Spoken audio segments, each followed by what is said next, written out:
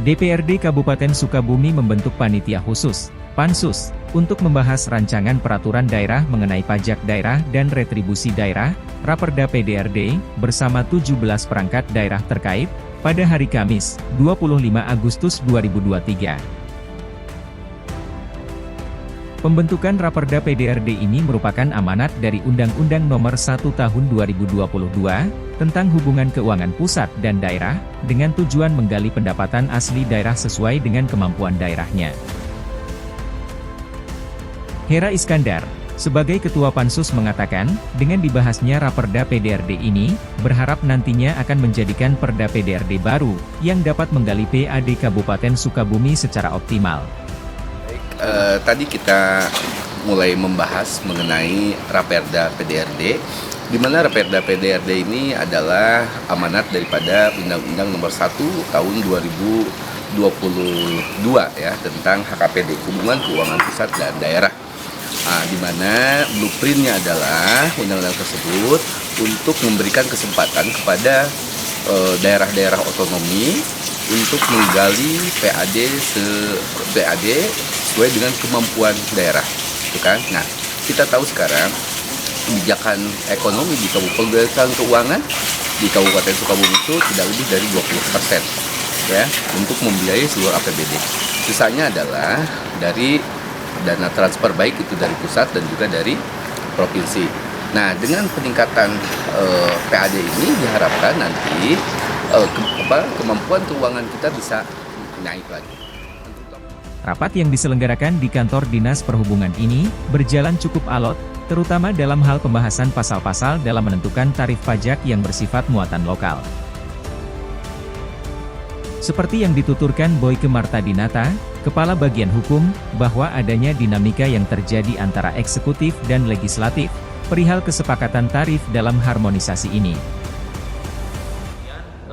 Hari ini ada beberapa dinamika yang terjadi dalam harmonisasi antara eksekutif dan legislatif, yaitu berkaitan dengan kesepakatan antara eksekutif dan legislatif kaitan dengan tarif khususnya, karena tarif ini yang merupakan konsentrasi terbesar dalam pembahasan Raperda tentang PDRD, sehingga untuk menentukan itu perlu kesepakatan. Tentunya kesepakatan itu tidak semata-mata berdasarkan asumsi, tapi juga berdasarkan ketentuan peraturan perundangan, juga melihat faktor pertimbangan lainnya sesuai dengan ketentuan peraturan perundangan.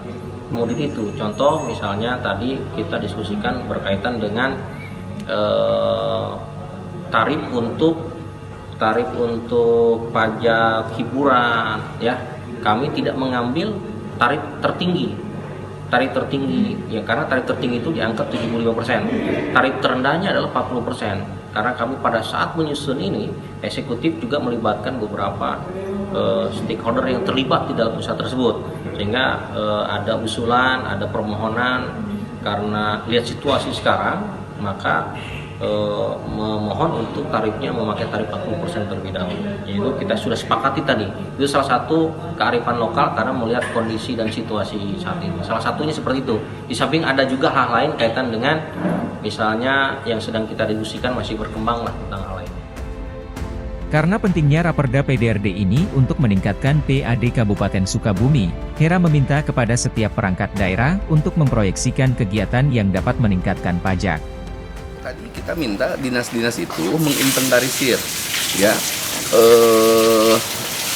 kegiatan-kegiatan apa yang berdampak meningkatkan pajak dan retribusi ya, dan kemudian diproyeksikan berapa keningkatannya agar kita bisa menghitung dan kemudian juga membuat perda ini ada manfaatnya secara. Boyke mengatakan, bahwasannya dalam pembahasan Raperda PDRD ini melibatkan banyak perangkat daerah, sehingga memerlukan waktu yang cukup lama dalam mendiskusikan poin-poin yang diperlukan. Ini adalah perda yang digabung, artinya bersifat omnibus.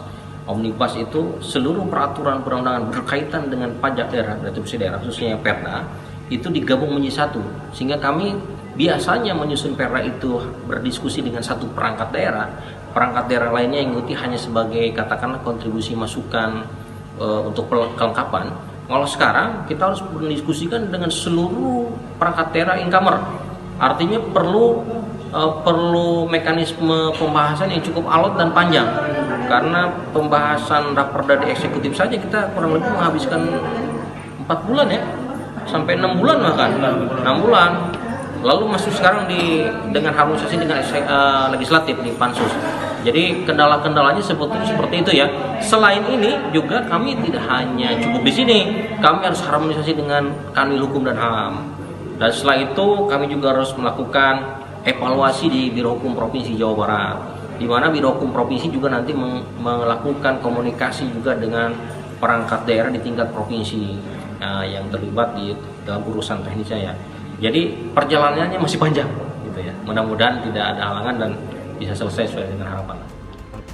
Dalam Pansus Raperda DPRD ini, ke-17 perangkat daerah yang menjadi anggota adalah Bagian Hukum, Bapeda, Disbudpora, Dinkes, DLH, Dinas Pariwisata, Dinas Pekerjaan Umum, DPMPTSP, Dishub, Dinas Perdagangan dan Perindustrian, Dinas Perikanan, Distan, Disperkim, Dinas Peternakan, Disnaker Trans, Bapelitbangda, dan Satpol PP.